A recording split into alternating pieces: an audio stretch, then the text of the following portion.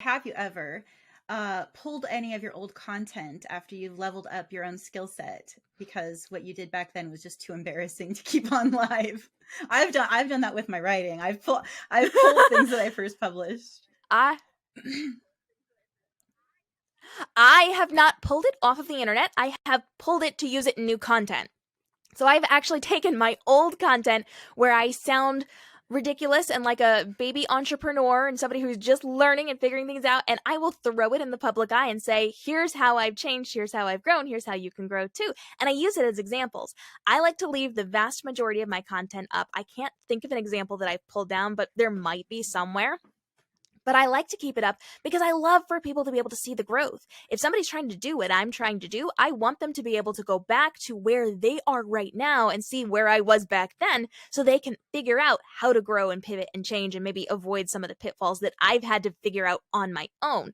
So I like to leave it there just because I have tons of content out. And if you find something older of mine, yes, it might look a little bit not quite as high scale as it is right now, but you can see that growth and that change in there. And a lot of the things that I said back in the day are incredibly relevant right now.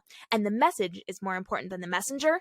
So even if I sounded like a baby entrepreneur, even if I sounded a little bit stilted while I was talking, or I had a fan in the background of my video ruining my audio, I leave it there because it's relevant, because it's important, and because the message is more important than the messenger. Well, also, I really love your point, and I do this when I find people that I really admire, respect. I often try to find their story to see how they've grown, to see, like, if I, whether reading their first book and their current book, or seeing their early stuff and their later stuff, with any creators. And so, and I love that because I love seeing the growth. I love seeing the changes. I love seeing what they've kept the same in their journey from who they were to who they are. So I think that's really beautiful that you keep that public. The one thing that I did unpublish was more for branding than for, and I used it for my, I ended up using it as content with my Patreon. So I did a similar thing where I pivoted.